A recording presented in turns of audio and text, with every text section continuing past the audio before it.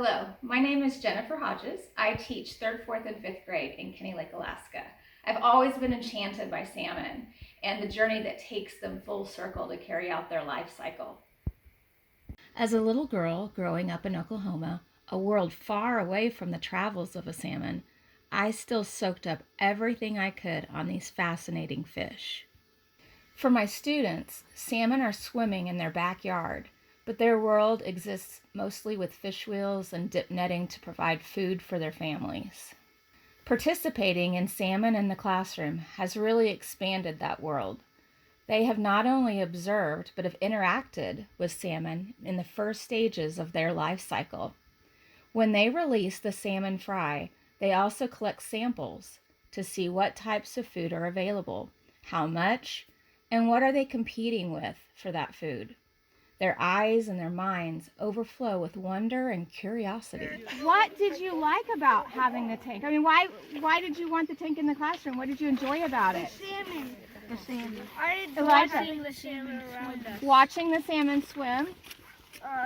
I enjoy having the salmon around us. I enjoy having the salmon around us. That's what I like. I feel safe. Watching the salmon growing up. What else? Like I grow up. When your teacher tells you something about an idea on what to do as your homework or something, you get to look and get ideas from the salmon. We did that a lot. Really good. Yes. Oh, I like that. Hi there, Kate Morse with the Copper River Watershed Project. I'm here with the Kenny Lake students at Strelna Lake, and they are about to release the salmon fry that you helped them raise in their classroom. And so we just wanted to say Thank you!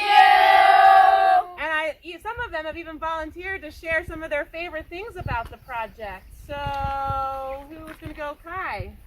They make me feel warm and happy when I'm in the fish tank. When you're in the fish tank. Awesome. All right, who's next? Nehemiah?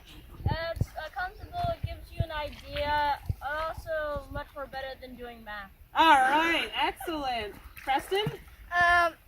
It makes me happy when I see them. Excellent. And our last? It just makes me happy to be around them. Excellent. And is anybody having fun today in Chest Waders? Yes! All right, well, let's carefully release these fish and wish them well. Okay, bye. Tommy, I'm just going to do a little bit of an intro here. Okay, I can turn on. Left. I worked with a commercial fisherman in Cordova named John Platt and with Kate and others to get an educational permit to go out on the Copper River Delta and catch some king and sockeye salmon to incorporate it into the school lunch program. And that was just one of the coolest things I've ever done, and I'll always be grateful for that.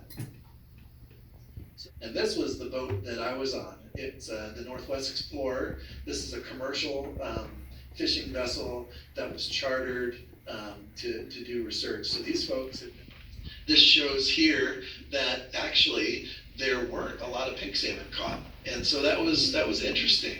And people didn't really understand why that was. And Kate and I and others will learn a little bit more about that later next month when all of the scientists present on these results. What we did catch were a whole lot of chum salmon, or dog salmon. And so the green circles and triangles that you see out there, that was the boat that I was on. And so that's why I collected so many chum salmon scales, because we found a lot of them. I really want to thank your teacher, Jennifer, for taking a chance and just doing that in the spring, and likewise for incorporating this into your class. So thank you all. I think this is really cool. Being able to connect with Tommy, an accomplished scientist who was out in the ocean studying salmon, captivated them.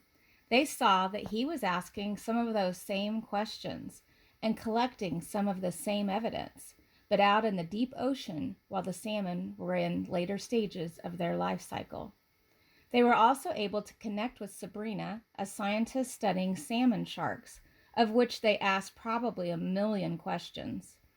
These experiences have not only expanded that once small world, but it has opened up doors to worlds they didn't know existed. Liam, what did you enjoy best about connecting with Mr. Tommy? That it inspired me to explore the deep blue sea when I get older. Very nice. Were there other questions for Tommy? Anybody else have a question? Thank you for doing this with us today, Tommy. I have a question. Thank you. Thank you. Without people like Kate Morse, Tommy Sheridan, and Sabrina Garcia, who invest their time and knowledge to not only educate, but to inspire kids to find their passion, my students would not have these opportunities. It's exciting to be part of that. Thank you. I really want to be a scientist when I grow up, and I really, really hope you're there to see me.